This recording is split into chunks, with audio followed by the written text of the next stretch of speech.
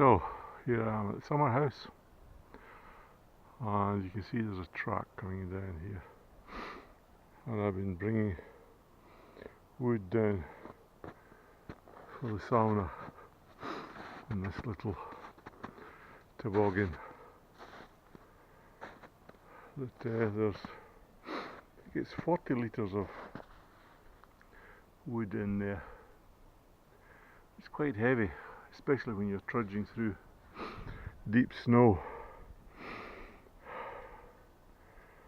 and it's rather awkward to carry, so I thought it best to pull it down on the sledge. I also split some up, put them in some tubs over there, those blue tubs. Perhaps you can't see it, but this is what it looks like near the end of March. The lake is still completely frozen over. Not a bird to be heard. Complete silence.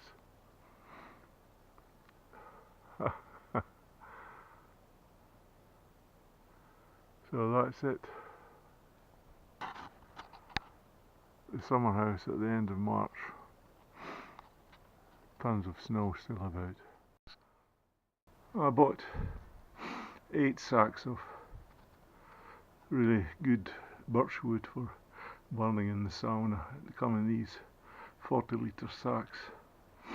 I've just brought them down. They were quite cheap, round about €4 a sack or something like that. Perhaps a little bit more. But when you look at them in there, some of them are quite big. So I had to sort of split some of them up. So I spent the morning chopping these up, so putting them in there to make them into smaller bits. You need sort of smallish bits so that it sets on fire easier. So that's that there.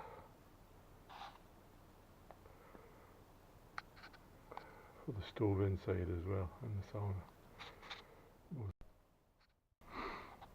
That there is the Rautatie Omenapool.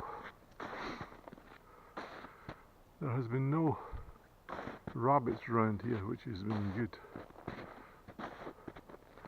Let's see what the buds are doing on this. Oh, at least they haven't dropped off.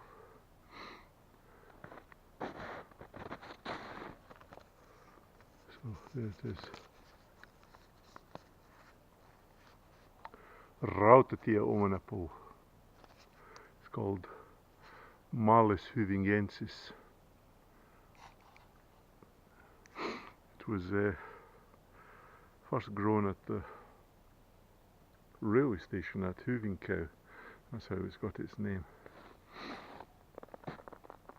There's another one there. It's really good at this. These cages are somehow protecting them. Buds are okay. And there, down there, is my, it's called Paratisi Omenapool, the apple tree from Eden, the Garden of Eden. This is the one that Adam and Eve ate the apple from, and it turned up here in Finland. Paradise apple tree. Good. Everything looks fine. Wonderful. It was even, it says, what is its name? There, Malus Estra. So, Ersta is the Kartano near us, Korista Omenapool. It's it's called the Paradise apple tree. I wonder what it's going to turn out like. But it's a glorious day, just a little bit above zero, bright blue sunshine. I was looking at the vegetable police, and he's in Chiang Mai, Thailand. He went there for the vegetables, not the vegetables, for the fruit, the ripe fruit. Let's turn this round so you can see my horrible face. Yeah, vegetable police, he went to Chiang Mai to get all the wonderful, glorious fruit to become healthy. But nobody told him, absolutely nobody told him, that in Chiang Mai there's millions of scooters belching out exhaust fumes all over the place. And not only that, there's a rice straw burning season. And the air just becomes absolutely polluted. And I've seen him cycling around with a mask on to stop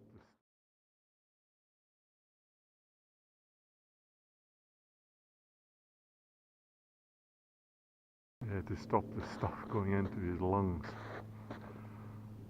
And it's the PM 2.5 particles that are in the atmosphere that are dangerous. They are about 20th the size of the breadth of a hair. Very small particles which go into your mouth when you're breathing down into your lungs. And it can't be all that healthy for you. And he was showing some, I think it was the World Air Quality Index, I think that's what it was called. And when they looked it up, it was about 137, which was categorized as unhealthy. And I went and I looked at this site, the World Air Quality Index, to see what the weather was like here, or not the weather, the quality of the air. And it's down at 16, which is the best.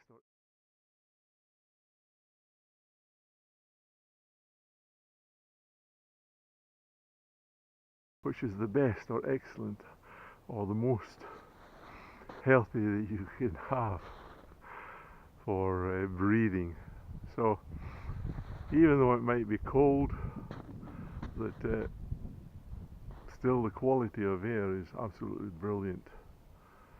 That absolutely pure air. I think that if the Finns could bottle this air and sell it to China or Thailand, it would be fantastic success.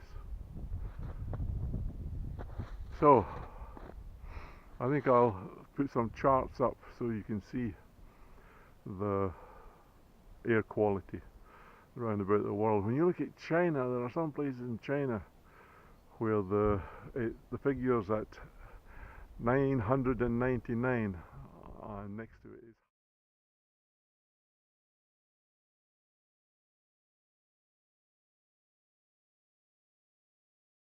to it is hazardous. It means that you're risking your own life if you go out into the just walk about or breathe or do any exercise in air like that. And it's a hazard to your health. So you may go to a place that you consider to be a fruit paradise, but apparently there are drawbacks everywhere you go in life. You're never prepared for the air quality, or in other places it'll be the water quality. So this is getting rather long now, so I think I'll stop it and say bye for now.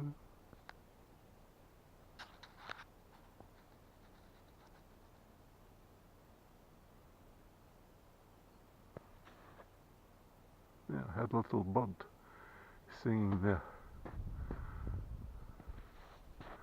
Little panorama view of the lake. Nice clouds, that would make a good time lapse. I wonder if I should go and do it.